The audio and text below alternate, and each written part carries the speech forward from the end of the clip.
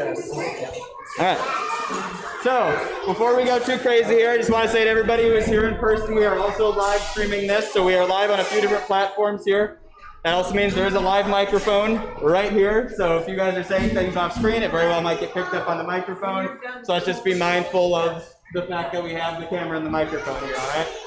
And so, for our internet audience, I do have a live audience here, so you probably hear some noise coming from off screen. That's because we have a bunch of people here at the Headwaters Science Center today, because we are actually open, and we do these shows every single day at 3:30. It's not always a snake feeding. Snake feeding's every other Saturday. But we do some sort of live show here every day at 3:30, so if you swing by the Science Center at 3:30, something like this is going to be going on.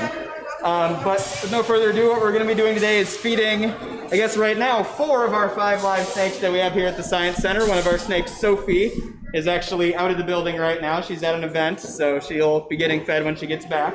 So we're going to be feeding 4 of our snakes today, and the one that's right behind me here is Rusty. And he's going to be the first one I'm feeding. Rusty is a common boa, or red-tailed boa, you hear him called a lot of the time.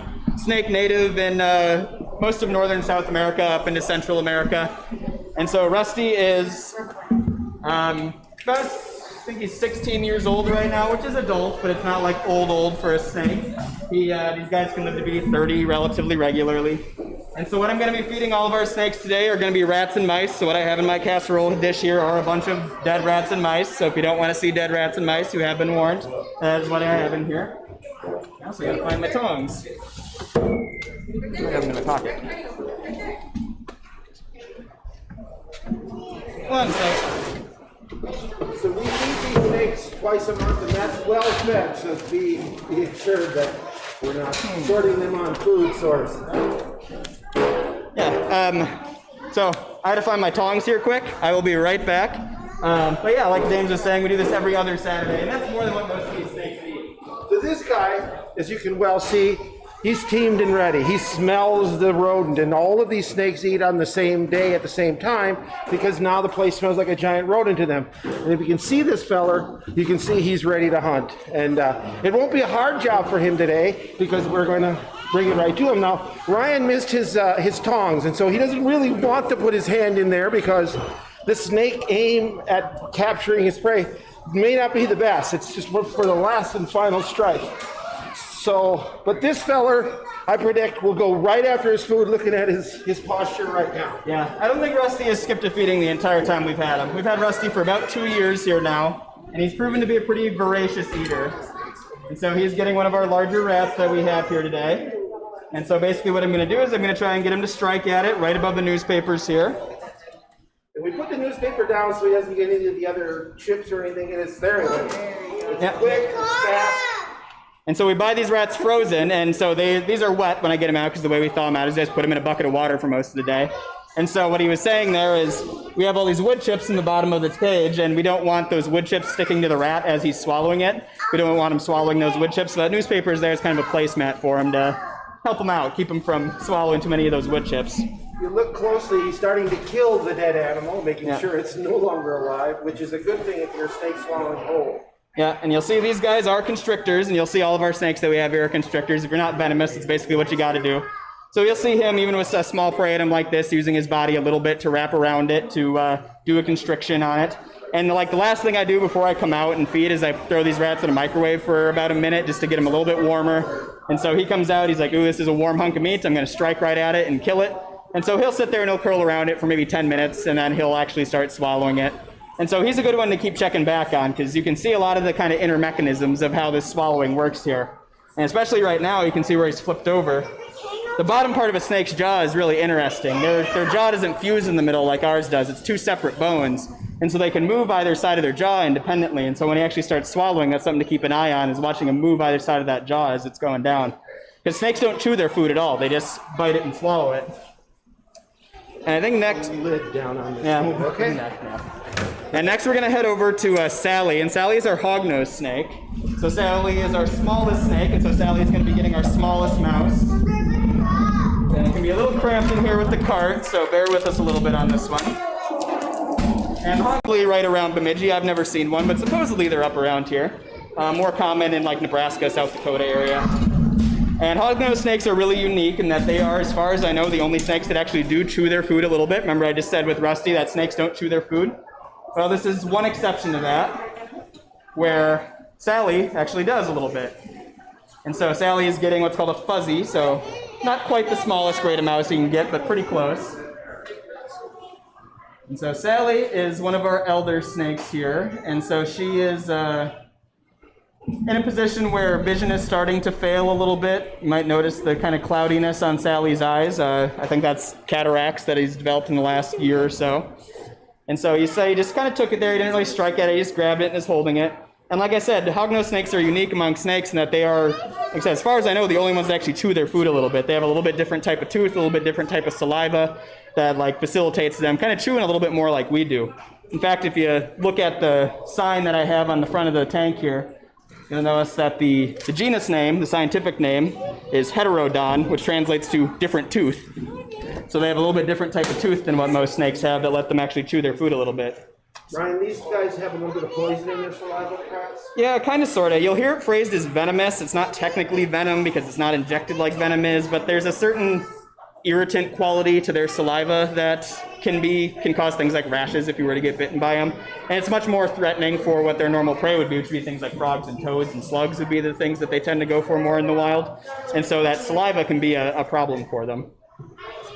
But yeah, and you can see he'll probably just hop right in there and start working on it. Takes him a little while. It's a relatively bigger prey item for him than it would be for somebody like Rusty, what he got. So sometimes it takes him a little bit longer to get his down. And I said we'll come back to Sophie once Sophie gets back. So you guys are planning on sticking around a little bit later today. Sophie might be here a little closer to closing time. But next we're going to go to Jeannie. And Jeannie is our ball python. And Jeannie is, I think, our eldest snake here, and I think our longest tenured snake here. Jeannie is also the one who is probably most likely to skip a feeding. Like we mentioned with Rusty, we do feed these snakes more often than what they actually need, and we fully expect that they are going to skip meals sometimes. And ball pythons are notorious for going long periods of time without eating. There's ball pythons well documented going like almost 2 years without eating and being completely fine at the end of it. And so Jeannie also has a shed coming up, and oftentimes when the shed is coming up, you'll see them skip feedings. But we're going to try. We're going to offer her the food. If she takes it, she takes it. If not, we'll leave it in there. Sometimes she likes to take it overnight. And if she doesn't, we'll pull it out in the morning and try again 2 weeks from now. And so I'm just going to give her a little touch in the nose with it. And usually she just backs away, things like that. And so in the absence of her wanting to strike at it, like I said, I'll leave it there. She might take it overnight, she might not. But ball pythons are one of the most popular snakes out there you'll see in the pet trade. They're an African species originally, but they're actually invasive in a lot of places now because of how popular they are in the pet trade. They are, I said, an interesting snake. They call them ball pythons because they have this little bit of a tendency when they get a little bit scared is they'll wrap their bodies up into a ball, mostly to protect their head. You'll also hear them called royal pythons sometimes, depending on where you're at, because the pattern on them was used in a lot of sort of royal iconography in the parts of Africa where they're from. Ryan, is this more of a night feeder, perhaps? Yeah, they are naturally nocturnal, and so that is, like I said, it is not unexpected for her to take her food overnight. Like I said, it's rare for her to actually strike at it during the actual show. Every once in a while, you'll see her if it, it quiets down here, and you might be able to come back at, 10 minutes before close or so and see her working on it. But more often than not, if she's going to take her food, it's going to be in the middle of the night sometime. And we're going to finish over here with Artemis, who is our biggest snake. She is another common boa, so she is the same species that Rusty is. She's actually pretty close to the same age as Rusty as well. But what you'll notice is that she is significantly bigger than Rusty is. And the reason for that is that Artemis is female and Rusty is male. And so with snakes, and this is actually true for most things that lay eggs, the females get a lot bigger than the males do.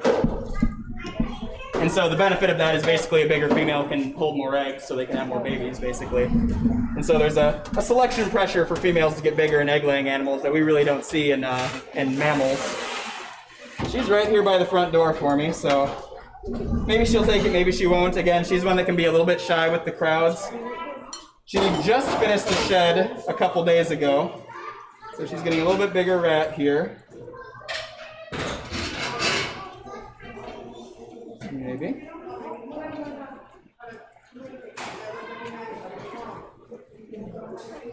So she can be a little shy sometimes. She is a little more likely to take it than Jeannie is, but again, sometimes like right when the crowd is here, she doesn't necessarily love to do it. She's one who likes to come back and check it out again later and kind of swallow it on her own time. But just a little more on Artemis here. Like I said, common boa, so same species that Rusty was, and we actually got her about 2 years ago from the Minnesota Zoo is where she came to us from. And so she's one who came to us with a lot of experience being handled, a lot of experience around people, and she's an absolute sweetheart of a snake.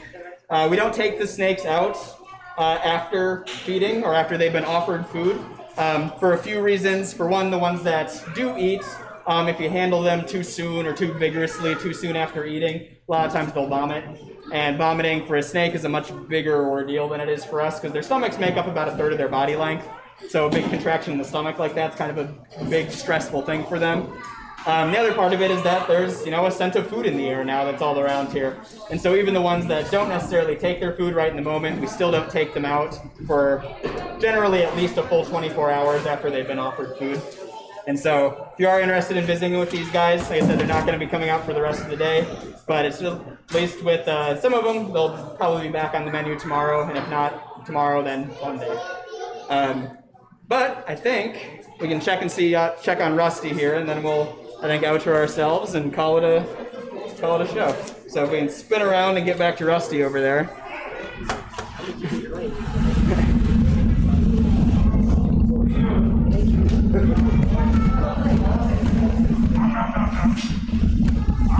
How's Rusty doing over here? Watch out.